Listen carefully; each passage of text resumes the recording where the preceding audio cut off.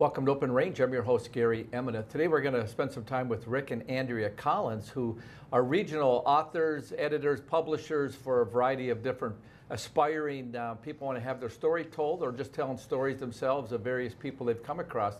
Very interesting publishing. We're going to talk about some of the books they've been involved with, but also how to get some of these books.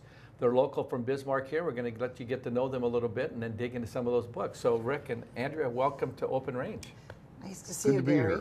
So, Andrea, I'm going to start with you. I always like our viewers to get to know who we're going to listen to for the next hour, because these two are on for the whole show. So, Andrea, tell us a little bit about yourself. Okay, writer, editor, publisher.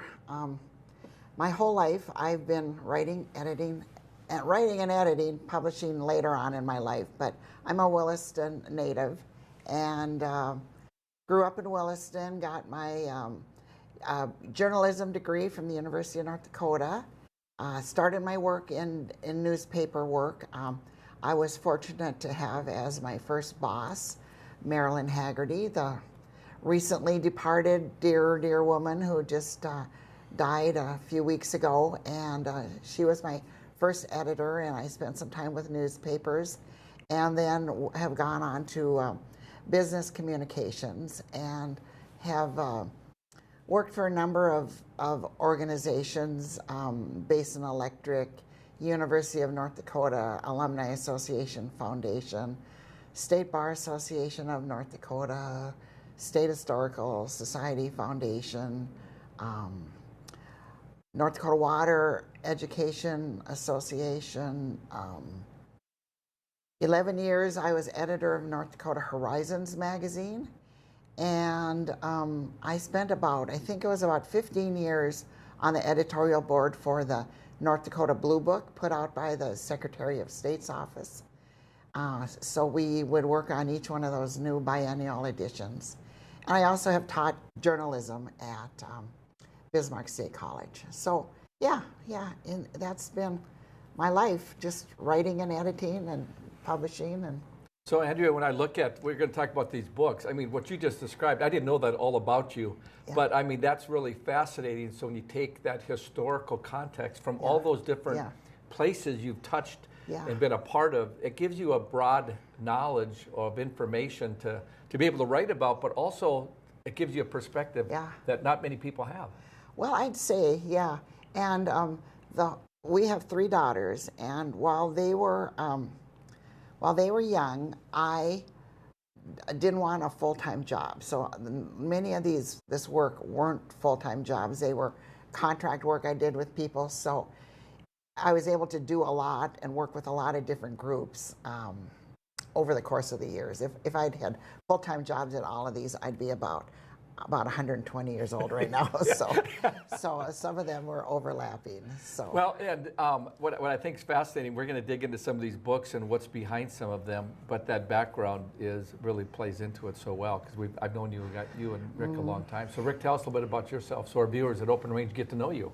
Okay, Gary, a historian, broadcaster, writer, teacher.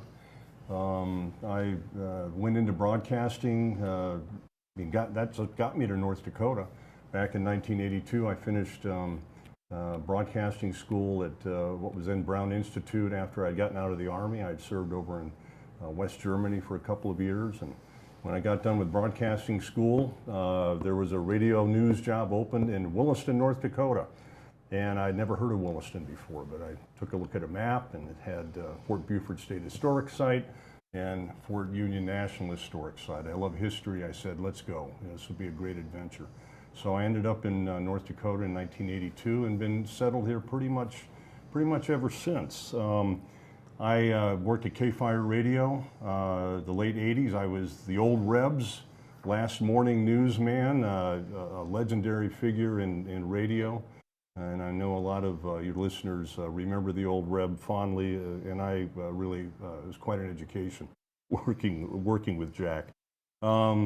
I spent many years in the political arena as well, including I served as a communications director for Governor Ed Schaefer in the mid-1990s. I also received an education of a lifetime as Earl Strindon's legislative aide in his final legislative session as House Majority Leader in 1987. Both Ed and Earl remarkable men. And then the last 10 years of my career, I worked as a staff member for Congressman Rick Berg and Congressman and then Senator Kevin Kramer, both terrific people as well, and really learned a lot and just had some wonderful experiences. Also worked 16 years at the State Historical Society, the state's history agency. I love history, and that was a real interesting time. I was there during the expansion of the North Dakota Heritage Center, and of course that was as just a marvelous first-rate museum over there. And in addition to all that, I've also taught for many years. I was an instructor, adjunct instructor at Bismarck State College, University of Mary, and also for the North Dakota Humanities Council Public University Program. And I've taught all kinds of courses, political science, history, and since 1994, Andrea and I have had this book publishing company, and we've been busy doing that, as we call it, a side hustle, but a lot of times it's a little bit more than that. So Rick, when you guys, and Andrea, when you talk about publishing, so my wife's written about 10 books. We've self-published through Amazon. It was quite easy to do once you got the first book off the shelf and you kind of got a rhythm figured out. Like, where do you have these like actually printed at? Do you do it online, or talk to us a little bit about it? And the reason I want to do that is if there's viewers out there, and we're going to talk a little bit more about some of the books and that would say, hey, I could use their help, because everybody, thinks they got at least one book in them, right? Mm-hmm. And some people shouldn't write one, and they do, but other people really need to write one of those. So talk a little bit about your process a little bit of how they get involved with that. Well, I have this theory that every writer needs an editor. Mm-hmm. No matter how good a writer you are, you could be the world's best writer, you still need an editor. And so we work with people. We get people who call us and say, could you review this 50-page, manuscript of mine? Yep, we can do that.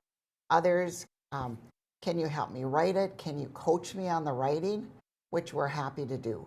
Others want like a book published. They actually want to publish a book. And there are, like you mentioned with Amazon, there are many different kinds of options. Most of the people we've been working with and ourselves, we have chosen to put the books together ourselves and deliver them to a local printer and have them done locally. And the people that we have worked with, it's been a kind of a model where we put it together for them, we edit it and lay it out and, put on all the photos, do everything, and then deliver it print ready to a printer. So the quality control is there for, the piece. We had a bad experience with an early book. We weren't directly involved in it, but we were helping someone. And the index pages were off. Some of the page numbers came back out of order, and the quality control was real bad. So we just decided that we would just kind of control that more with anyone we worked with, and just make sure that we got that right. So that's kind of the model that we have done. And then some of these people that we have worked with, they have owned the book themselves. And then we have our website where we will turn around and sell the books for them, like an online bookstore, but they own the books and they sell them. It works for some people. The people who do that like it because you can get a better return on your investment. Sometimes, usually, you can get a better return. And it just works just to, do the math and figure it all out. And so, just for the sake of economics, because what I did with my wife self-publishing, I was way over my head helping her, and I was kind of her editor. She's a good writer. Yeah. But however, it created a little conflict between husband and wife, Yes, because she's really the writer, that. and I was. Yeah. So yeah, I'm sure you've experienced that more than once. Yeah. But the whole idea of owning the book, you publish 300, or how much you want to spend, or $5, $8, So there's better margin, but you have inventory tied up, obviously, versus print on demand that Amazon does. It's like, give me 3. I'm sure they print 3 and send them out. Yeah. So those are some of the economics that someone would have to. I want to dig in a little bit further, but I'd like to bring up your website and just have you talk us through your website a little bit about some of the books that you have to help get a perspective on that. Okay, well, as far as our what we do is kind of three-pronged. We have our own projects we work on, then we have projects we help other people with, such as editing and layout and publishing books. And then we have dakotabooknet.com, an online bookstore, which we sell these books that we worked on and we've helped other people with.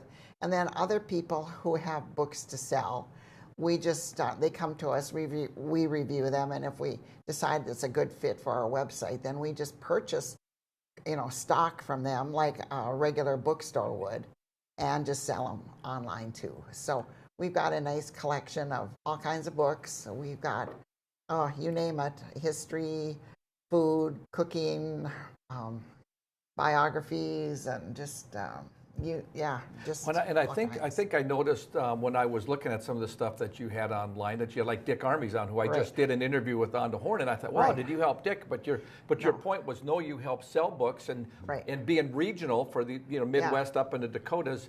That would make sense because I was trying to find how to buy the book myself, to Yeah. buy about 10 Yeah. copies. I was online and struggling through that. Yeah. So we're going to dig in that a little bit Yeah. further when we come back and talk about some of these books that you've had. So we've been talking to Rick and Andrea Collin, writers, publishers, editors from North Dakota, live here in Bismarck. Stay tuned. We'll be right back.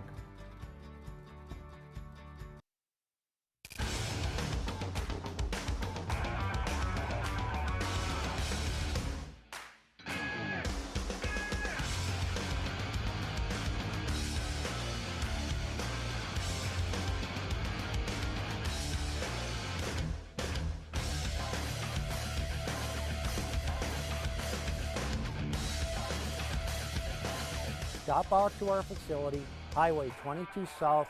Let us build a truck for you. Hello and welcome to the MHA Interpretive Center. It's the perfect stop along the Lewis and Clark Trail and the cultural hub of the Mandan, Hidatsa, and Arikara Nation. Nestled along the shores of Lake Sagagawea in Newtown, North Dakota, 1 mile west of the Four Bears Casino. You can enjoy amphitheater performances, art exhibitions, and educational workshops utilizing our Living Cultural Center. Enjoy some coffee, browse our gift shop, and learn about the original people of this land. Learn more at mhanation.com/interpretive center.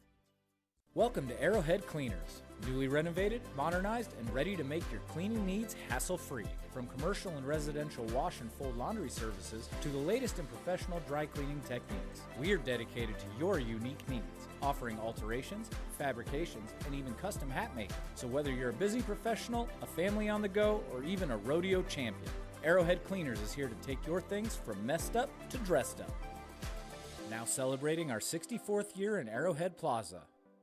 Home on the Range offers a nurturing place for teens who may have just come from an unsafe or traumatic environment. Here, they receive therapy and education services centered around animals, and the surrounding nature provides opportunities for work, fun, and healing.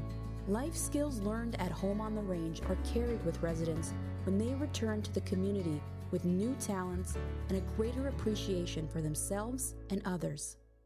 Are you dealing with arthritis, nerve and back pain, dry skin, or superficial wounds, but found no relief? Give Stewart's Natural Health a try.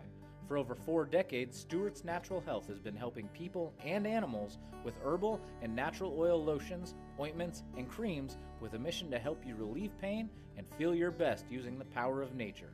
Discover the safe, drug-free solution to your pain, guaranteed or your money back.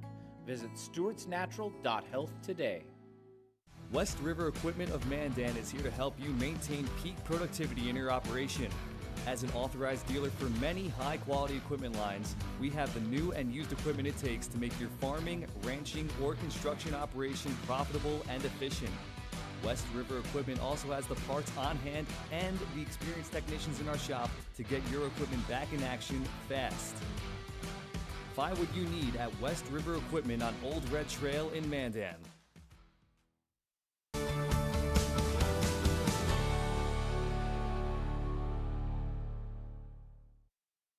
Welcome back to Open Range. I'm your host, Gary Emna. We're talking to Rick and Andrea Collin of Bismarck here, who've been publishers, editors, and have done a lot of writing and working with people that want to be aspiring authors and writers. So before we get started, a lot of your books are around this region, but a lot of North Dakota history. And Rick, you said you worked at the Historical Society. Just give us a little background on that historical side of it, of your background. Well, it was very helpful because I've always loved history. I always had a passion for history. And I worked, like I said, at the State Historical Society for 16 years and had the opportunity to work with book authors who would contact us and want to go into the archives to do research for their particular book. And it gave me a real appreciation of the work that those authors were doing to put together their books.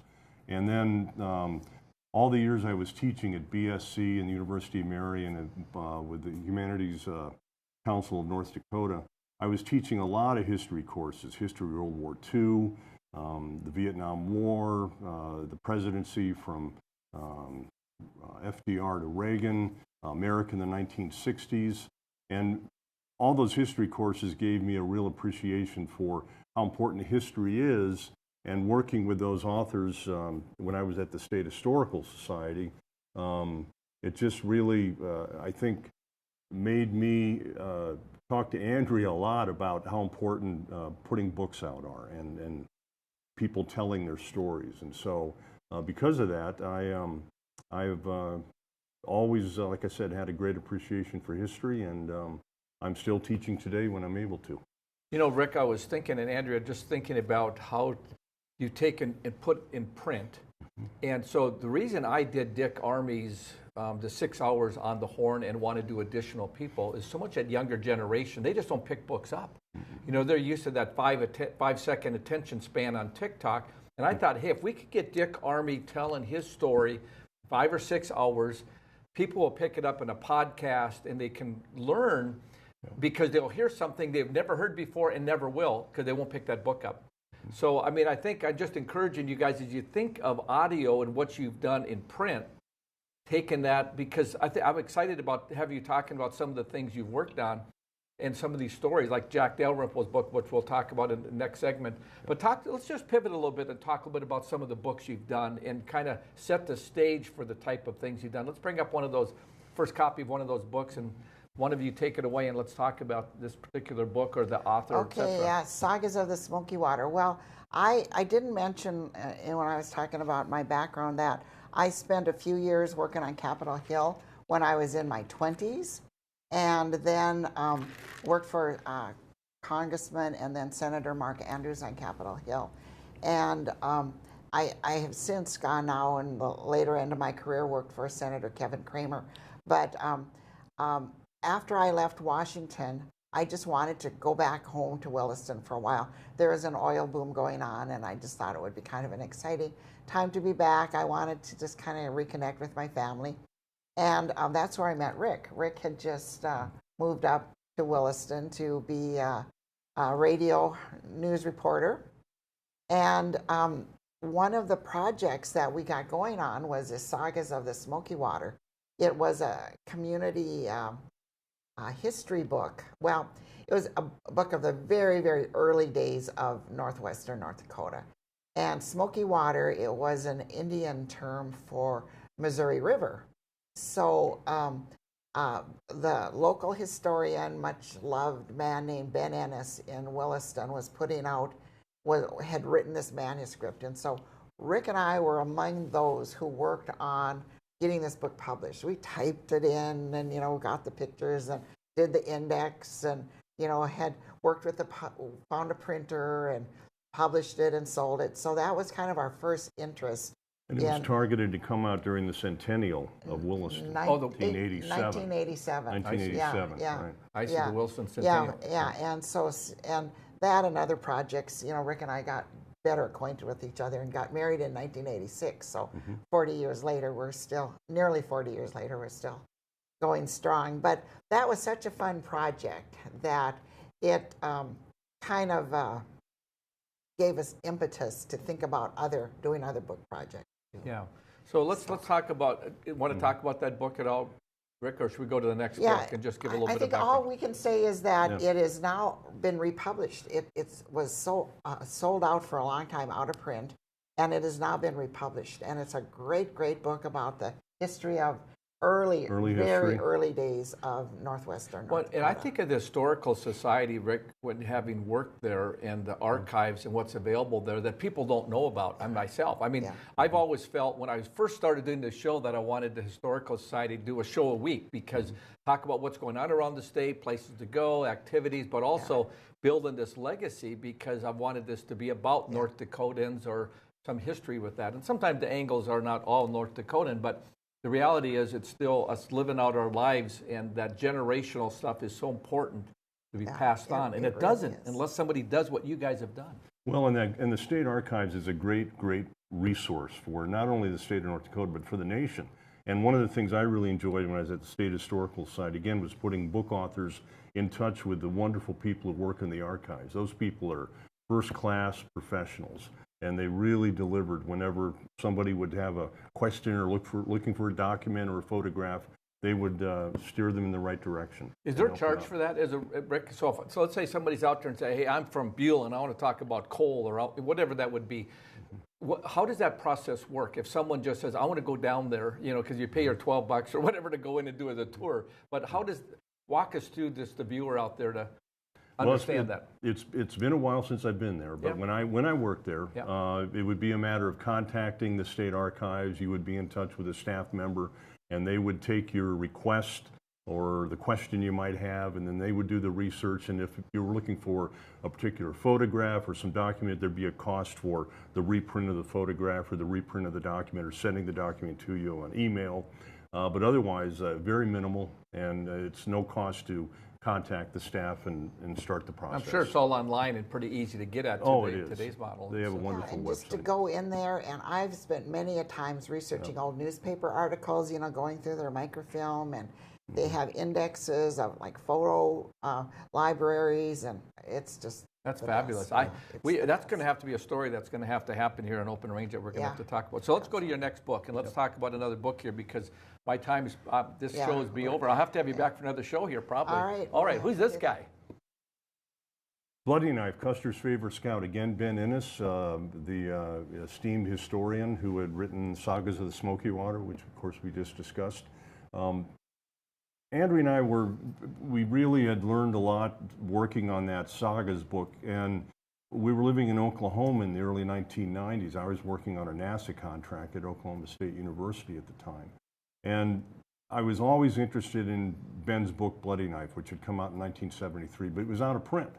And I was going through a rare book catalog and saw that there was a listing of a copy of Ben's book for what today would be about $150. And I thought, this needs to be reprinted. So long story short, we worked with the original publisher of the book. Got the publishing rights.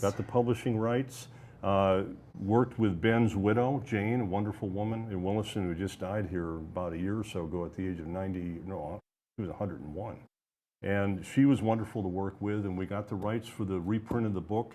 And so Andrea and I worked on updating the book. There was some language in the original book that actually had caused, I believe it was at the Custer Battlefield bookstore They didn't want to sell it because some of the language was kind of offensive. Yeah, it was written in an earlier time. So long story short, we met with the Sonish Culture Society in White Shield, North Dakota, a group of wonderful Indian historians and preservationists who helped us update the book, address some of those concerns.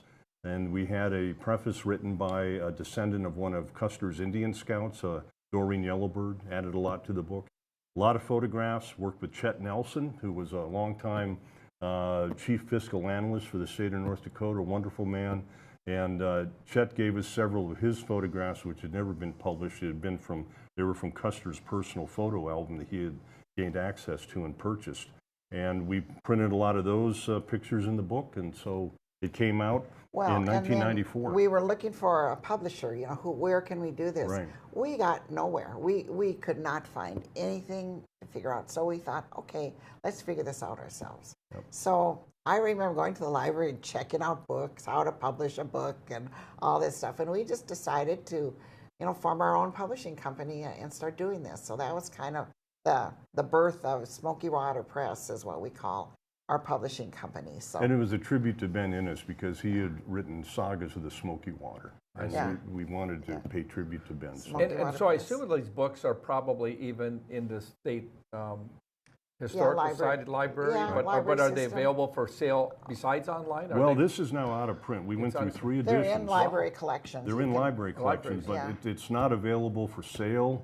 Now we went through 3 editions, and this is one of the projects that I'm very interested in wanting to do is to update the book and get out a 4th edition. Because I think just having that available in a Medora and historical places around the Yeah, state would we be know. important Yeah, because there's a lot of interest and we have a lot more tourists coming to North Dakota than we ever have before. So, okay, let's pivot. Okay. We got 1 minute. Let's give me right. the next book real Okay, quick. so then the next book we put out was called The Cotter Son, and it was written by, it's called the most popular Norwegian American novel. And the reason is the author H.A. Foss, who still has family living here in the area, came over to America from Norway. He wrote the book in Norwegian, but in American. And he wrote this novel. My great uncle and my grandfather and all these people remember reading it in Minnesota in the early 1850s. And it was serialized in the Decorah Poston newspaper. It was so popular that it saved the newspaper. People remember it. So my great uncle, when he was, after he retired, he decided to translate it from Norwegian into English. And it was briefly published in the late 50s, and we just republished it again in the late 90s. So that's available to be bought on your Yes, website? yes, Okay, yeah. so we're going to go to the break, Yeah. and we'll come back. We're going to pick up some more. We've been talking to Rick and Andrea Collins of Bismarck, authors, publishers, editors. Stay tuned. We'll be right back. Yeah. Base Flug Trailers of Dickinson is a family-owned dealer with expert staff that know their products front to back. We stock over 150 units of all types and can custom order a trailer with the unique features and capabilities you require for brands you can trust. Our experienced service team is the reason we're also the best place to have your trailer customized or repaired. Count on Base Flug Trailers of Dickinson to keep you hauling. Come on in and experience small-town hospitality and the personalized care that makes car buying a pleasure. We know that every journey starts with the right car. Whether it's school drop-off, weekend road trips, or your daily commute, we have the right vehicle for you and your family. With trusted brands, affordable prices, and a team that treats you like family, finding your next car has never been so easy. We pride ourselves on personal attention and quality service. Bassett Motors, where our customers send their friends.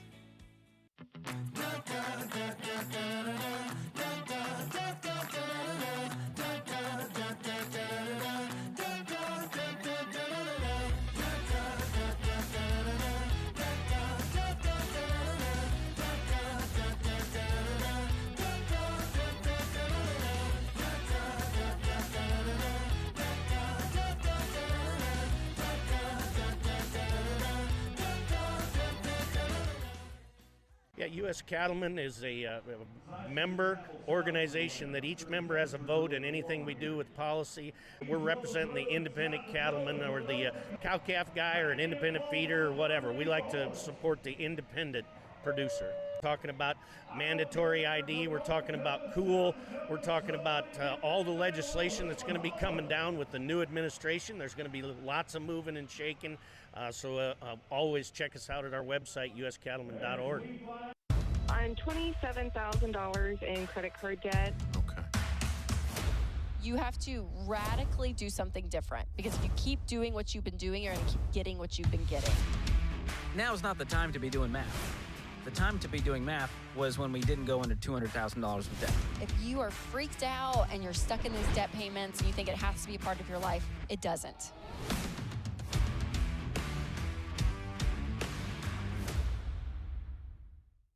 We are Ladies of Another View. Join us every weekday morning at 9 o'clock a.m. as we discuss the big topics from North Dakota, the nation, and around the world. We chat with everyone from celebrities and medical professionals to politicians, local business owners, and neighbors about the topics and stories that affect all of us. We are unscripted and uncensored real news from real people. So join us every weekday morning for Ladies of Another View on Beck.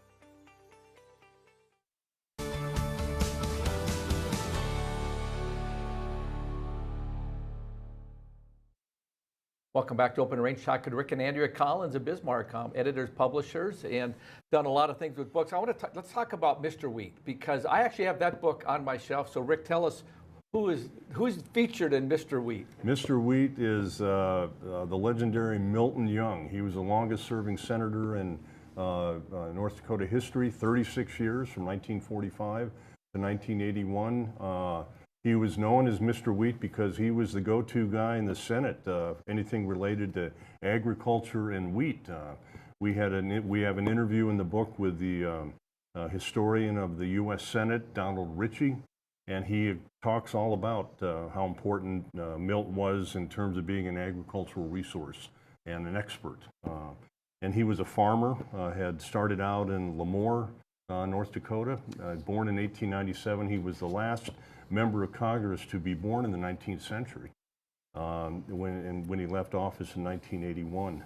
And the way we got started on the book, Andrea, you could explain that, how we got started. We had heard that the Young family was looking for someone to write a biography of Senator Young, and they preferred it be someone who knew him, not someone from far away who just is interested in it otherwise. And so I remember him growing up. I had went to a lot of events with my dad where he was there, and I remember meeting him. And then my early years in Washington, D.C., remember seeing him and thought, oh, this sounds like a good project. So I am listed as the author, but both Rick and I were just deeply, deeply involved in it. And there were 800 boxes of his papers at UND. And at that point, this was in the early 2000s. Not much was digital. I would think maybe they've made some advances on that, but it was like, where do you begin? What do you do? I mean, this man deserves volumes of books about him. But we finally settled in on doing he did an interview with Jerome Tweeten, a longtime history professor from UND, towards the end of his career, where he's kind of summarized his career. So we based a lot of the book on that interview, and a lot of his direct quotes, and his reflections on his career. So that's kind of how the book got. But then you want to talk about the other parts of the book? One of the, I think when we came out with the book in 2010, Milt had been dead for nearly 30 years, and a lot of people just don't know about Milt Young. And he really did have a remarkable career. He was elected to a local township in 1924. He never lost an election for re-election, never lost one. Served 56 years in public service. He was the Senate Majority Leader in 1945 when a brand new U.S. Senator from North Dakota, John Moses, who had been governor, was in office all of 2 months when he died of a severe stomach ailment. And so there was an opening in the Senate. And Governor Ondal appointed Milt, who had been Ondal's campaign manager in 1944. He appointed Milt to the U.S. Senate. Milt came in the last month of FDR's presidency. He worked with 8 presidents. His favorite president, he said, was Lyndon Johnson. They couldn't have been more different day and night, but that probably helped with the relationship. He said Johnson was very interested in agriculture, very interested in oil, and he would call Milt up day and night to ask him all kinds of different questions. He'd sometimes send a limousine over to Young's apartment and say, "Come on over to the White House. I want you to have a drink with me, and we're going to talk, just visit," And Milt said that LBJ was just incredible. Of all the presidents, he enjoyed him the most. And then also another part of the book that we have is the race of the century, the 1974 Senate race between Milt Young and North Dakota Governor Bill Guy. It's a master's thesis written by Alan Young. We came across this when we were doing research for the book. And we thought, well, let's just include this master's thesis as part of the book, because nobody tells the story better than Alan Young, who had been a North Dakota Republican Party chairman. And he had written this as part of his effort to get his master's degree from UND. He ended up getting his doctorate, taught history at UND for many years. But he does a really nice job of laying out that race of the century. And for those of us who are old enough to remember, your viewers, it really was an incredible race. It ended with Milt Young winning after a recount that lasted about 5 weeks. 240,000 votes cast. He won by 177 votes. 177 votes. And there was a former North Dakota Democrat Party chairman and former legislator named James Jungroth out of Jamestown, who ran as a third-party candidate, drew some 7,000 votes. Most of them would have been Bill Guy votes. And so there's a lot of feeling all these years later that Jungroth cost Guy the election. And Well, Guy never conceded the election. Well, and Guy was a very popular governor. I mean, he was, yeah, very much. And so that's interesting that, I always saw the Dorgan and Hovind having to be a race of the century in the 2000, if that would have happened. But Dorgan saw it would have been rough, and why bother, right? That's so right. he got out. I have an interesting side anecdote on the election of 1974. Yes. My dad was in the state legislature. Dean Winkshire was his name. He was from District 1 in Williston. And he was running for his second term. This was 1974. I was in college, and we were campaigning, as college Republicans at UND, just trying to support our my dad and other candidates, and we ended up doing a lot of work for Milt Young's campaign too. But my dad, he warned us. He said, "I don't know if I'm going to win. This is a bad year to be a Republican. It's, Watergate. Watergate had just happened." He said, "Just we'll do our best." But anyway, the votes were counted, and it was a tie. And A tie? Yeah. There were over 5,000 votes cast. And it was a tie. Yeah. Absolute tie. And they did recount after recount. His opponent was a very popular teacher in town, Dick Heinert, a great guy. They had recount after recount after recount. It was December. They were having the plenary session, the organizing session for the legislature. They still hadn't figured it out. They were just beside themselves. And finally, they went, as per state law, you flip a coin. So he and Dick Heinert met in front of a judge and flipped a coin, and my dad won the coin flip. Did he call heads or tails? Do you know? Do you remember? I don't know. I think it was heads. Because my brother has the tie. He made a tie tack out of the quarter, and my brother has it. But we believe, I've asked a lot of people, it's the only race at the state level that's been settled by a flip of a coin. That is a fascinating some local ones, some lower level ones, but we don't think anyone since then. I knew your father. It's funny. I forgot your father was Dean Winkshire, because I, in the 80s, was the executive director, and I knew of your dad from Williston. He was very prominent in Williston. Was he attorney, if I remember correct? Yes. Yeah, I can picture it. See exactly. He was in the legislature for 8 years, four terms. Yeah, that's bad. Yeah, so anyway, that's how significant that 1974 election was. Wow, that's incredible. And Milt Young later said he regretted running that last time because of Watergate. It had changed the whole atmosphere of the politics on Capitol Hill, and he said it just wasn't fun anymore. What would you rate his politics, conservative, the moderate, in between? It was a different time in America when he ran, or in North Dakota as well. Where would his politics have been based on your writing of it? I think, and Don Ritchie, the Senate historian, does a nice job of putting him in that kind of context and that perspective. But I think, for the most part, he was a conservative legislator, but also moderate. He was very much pro-defense, and of course anything with the agriculture that helped North Dakota he was very much with. But for the most part, he was more conservative than he was moderate. Yeah, North Dakota has that populist history. I had a show with Tracy Potter a while back. We went back to the early 1900s and worked. That's fascinating, our politics here in North Dakota. Okay, let's go to the next book. What do you got for the next book? Let's take a look at. What do we have? Okay, so these are some of the books that we've helped other people do. Al Guston, a longtime farm broadcaster, wrote a lot of columns. Yeah, for Bismarck, KFYR. KFYR TV, we NBC. We watched him. helped him. So he put a book together that you helped to put together. We helped him put that book out about 10 years ago. And we can just go to the next one.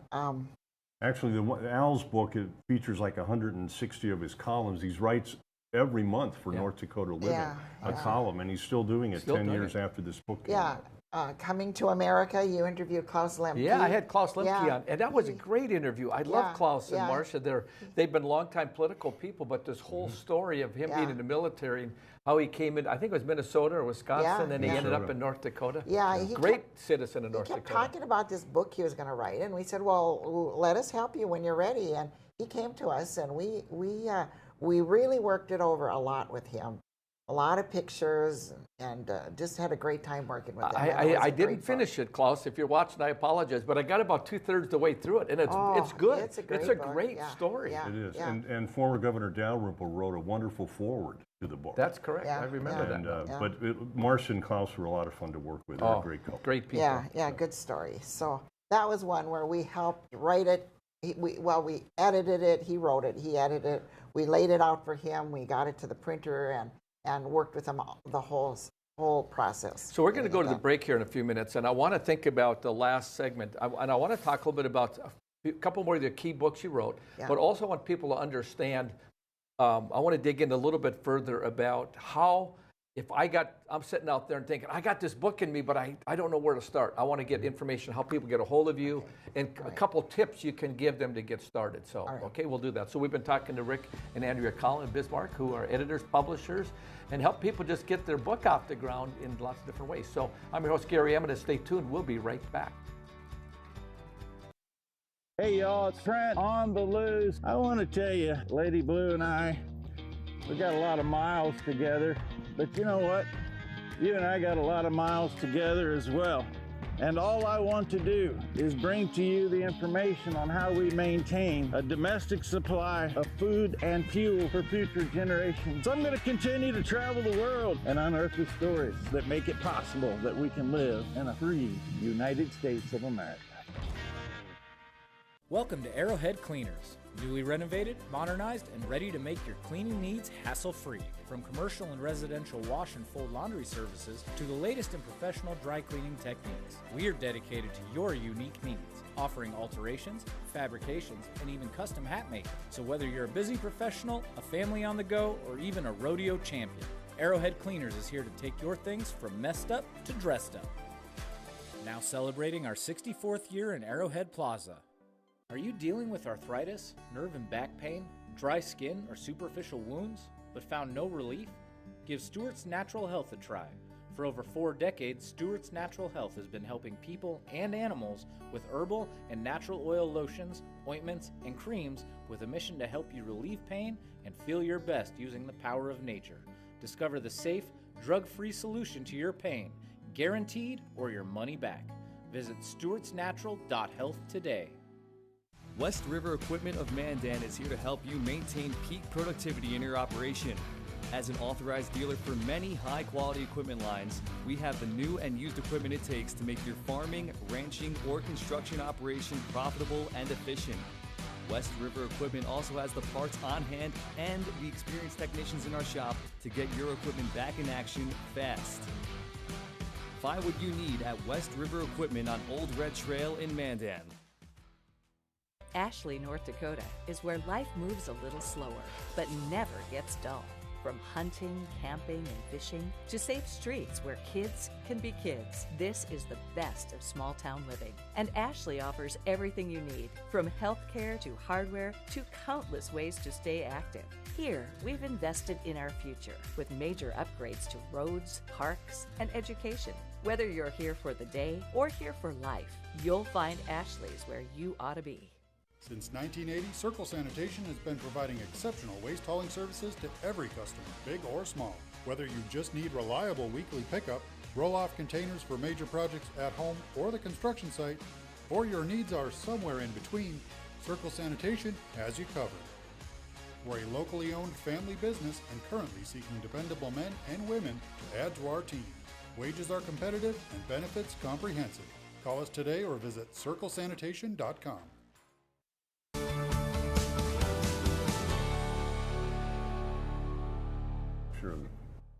the 3 books. Welcome back to Open Range. I'm your host, Gary. I'm going to talk to Rick and Andrea Collins on a number of the book projects they've been working on. So I want to dig in before we run out of time. The show's gone by way too quick. I'm going to need to have you back again.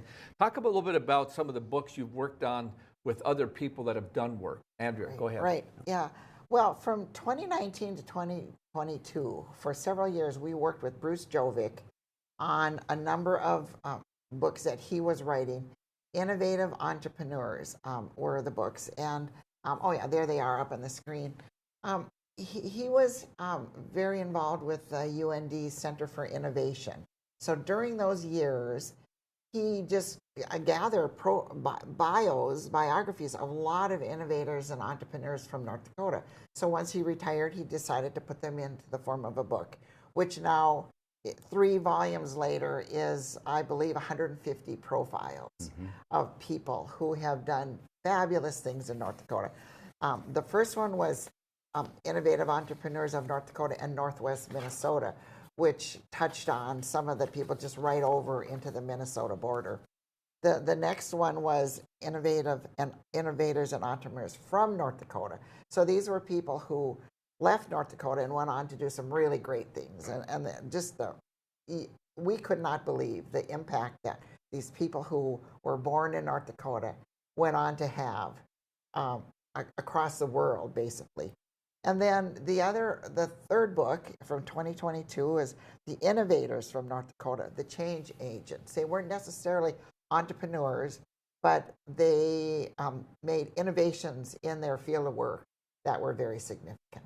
So we spent a lot of time with Bruce on those, and we feel real good about them. And if you ever want to think that nothing much came from North Dakota, and or the people here don't have a whole lot going for them, you need to read these books. I think what's fascinating about that, I don't have those, so I'm going to go online and order those so I have them, because some of those people I need to interview on my show, because I've been thinking like Steve Shields. Some of these guys built great companies, it's so easy to get focused on the oil industry and think of the Northwest and what's going on. But if you take the Dalrymples, and I know you were going to talk about the Dalrymple book, but the whole idea of the Bonanza Farm and the history of that, these are great stories that are legacy important to who we are as citizens. Even earlier or more recent, the impact some of these people have had, like on the space program, on technology that made the space program possible. It's just fascinating. He says he's working on another book. Bruce says he is. So good for him. Okay, so let's pivot. Let's pivot to Jack Dalrymple's book, former yeah. Governor Dalrymple. Yeah, a year ago we got this book out for Jack. He wrote this manuscript when he was a student at Yale in the 1970s. 1970, and his advisor was Howard Lamar, highly respected frontier historian, and later went on to become president of Yale University. Yeah, and he had just always had this manuscript and always wanted to do something with it. Plus, he had a whole bunch of unpublished family photos that he wanted to put down in a book. He said he was mostly doing this for his family, for his grandchildren and family members, but it is a great read about just the significance of these bonanza farms in the Red River Valley and all that came from it. Well, and I think just to put it in the context of the bonanza farm for those that may or may not know, didn't they get a whole township? So they had 36 sections of 6 by 6 square miles. Can you imagine the value of 36 square miles in the Red River Valley? And that's part of the Dalrymple history. And Jack's such a humble guy. He's so low key. It's hard to get anything out of him. And I mean, he's willing to chat, and he's so friendly and accessible when he was governor. To have that story told, I think it needs to be told even further, because not only him as a governor, but the history of the Red River Valley. Well, and it was the largest cultivated farm in the world at the time. For a while. At the time it was getting going. And the Dalrymple farm? The Dalrymple farm in the 1870s and 80s. That was the peak of the bonanza farming era. And they compare that really to your Cranes-rich soil, right? Isn't that what they say? The Red River Valley is very much what the Russia's fighting over. So now, go ahead. Jack is going to present a program November 2nd. So let's talk about that. Give us the details on that. At the State Historical Society Heritage Center. November 2nd, of course, is North Dakota Day, anniversary. Statehood Day. Statehood Day. And it's also the kickoff to the 250th anniversary of the signing of the Declaration of Independence.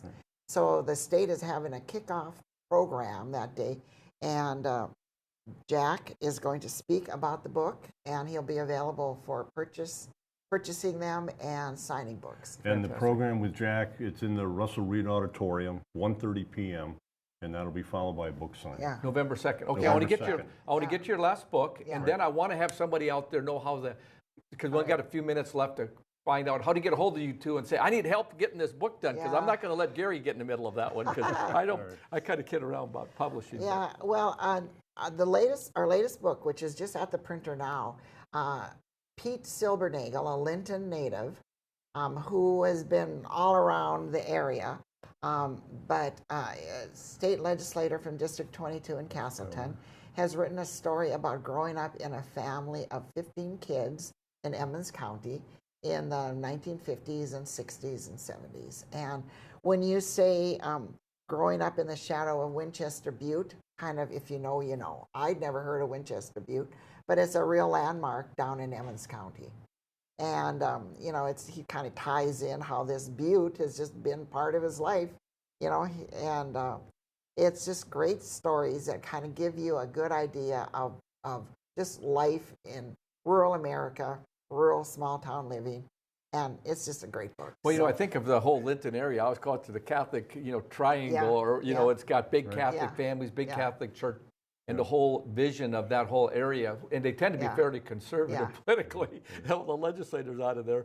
And so it's a great history. It's going to be a great It's going to be a good book. Yeah, it'll be out, by Christmas for sure. And he has 14 brothers and sisters, so it's about growing up, doing laundry, meals, the chores, the blizzard of '66. Oh, remember that. I remember that. Remember that one? Yeah. And then, Pete, it was just, again, he was another fellow who was a lot of fun to work with. He's a great writer. This book out. Okay, so we got a few minutes to go. Give me the quick thumbnail. I'm out there. I want to get a hold of you two. And let's go to their website and just show their website a little bit where the books are. But also, can people contact you through your website? If not, give me the verbal of how to get a hold of you. On our website, you can contact us. Okay, Send us an email. So if you're an aspiring author out there, or you want to tell your story, talk about that a little bit, what that means. We take phone calls from a lot of people who just want to talk sometimes. I don't know what to do. So we try to give them a little guidance. We are so supportive of people putting out books. Put out a book. Write your family history. It doesn't need to be published. It doesn't need to be bound. You don't need to sell it anywhere. Write your family history down and share it with your family. This is it's the greatest gift you can give your family and also yourself. You know, it's just something that we encourage people to do. You don't have to spend, $50,000 to do it. Start typing, start writing, and see where it goes. But just it's the best gift you can give. So we work with people on like editing manuscripts. Some people just want advice on where to go. They have, a local, printer, or some are going Amazon, or some are whatever they have. I think Rick and I joke that over these, 30-some years, we've made every mistake you can make. So let us share that with you so you don't make the same mistake, And we just like to work with people.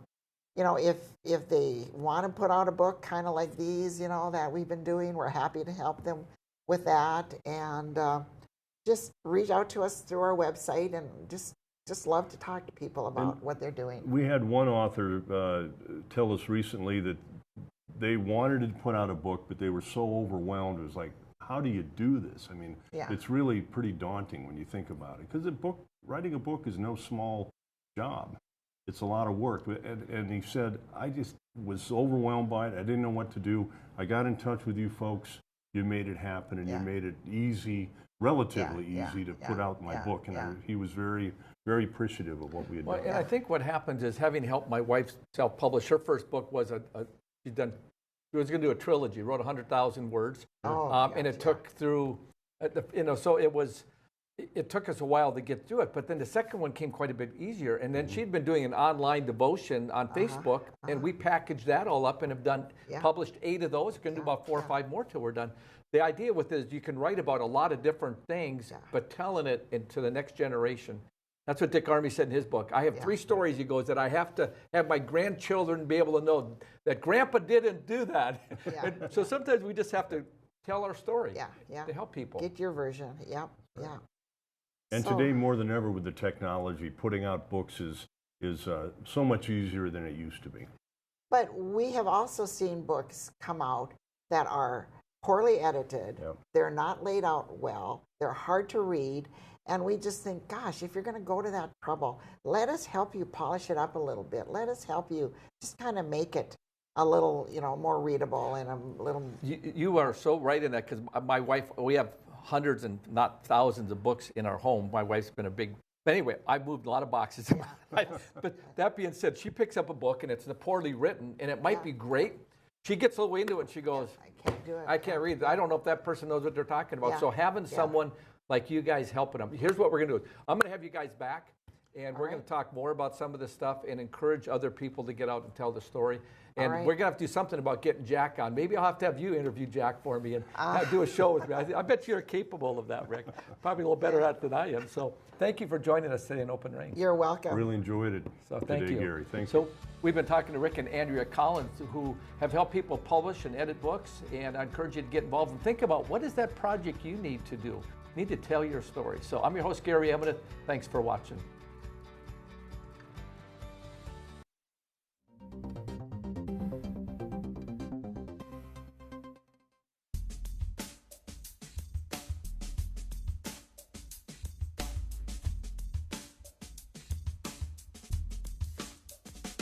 Now you can have the personalized forecast at your fingertips when you need it. Beck's exclusive Weather Insight is information tailored to you. Radar, weather alerts, forecasts, and videos. Download the free Weather on Beck News app. Search your app store now.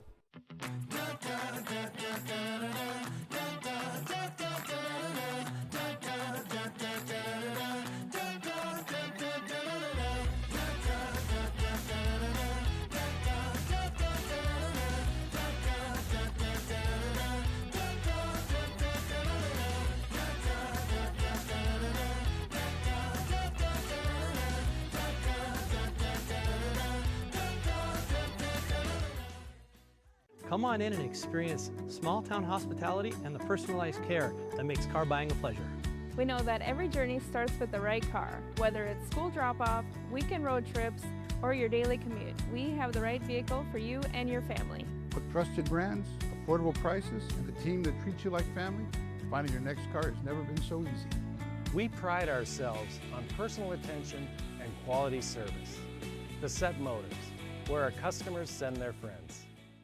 Welcome to Arrowhead Cleaners. Newly renovated, modernized, and ready to make your cleaning needs hassle-free. From commercial and residential wash and fold laundry services to the latest in professional dry cleaning techniques, we are dedicated to your unique needs, offering alterations, fabrications, and even custom hat making. So whether you're a busy professional, a family on the go, or even a rodeo champion, Arrowhead Cleaners is here to take your things from messed up to dressed up. Now celebrating our 64th year in Arrowhead Plaza. Hey y'all, it's Trent on the loose. Join me on the trip and unearth the stories on how we maintain a domestic supply of food and fuel for future generations of American citizens like our forefathers did. Hi, I'm Scott Hennon, host of the What's on Your Mind program on Beck TV now. From Baker, Montana to St. Cloud, Minnesota, and everywhere in between. We're looking forward to having a conversation with you about what matters most. We're talking to newsmakers from members of Congress to the state legislature, and most importantly, the good folks that make up the great state of North Dakota, South Dakota, Minnesota, Montana. Every single day, you get a chance to tell us what's on your mind. And now you can watch What's on Your Mind live on Beck TV. Tune in 10 a.m. live for What's on Your Mind.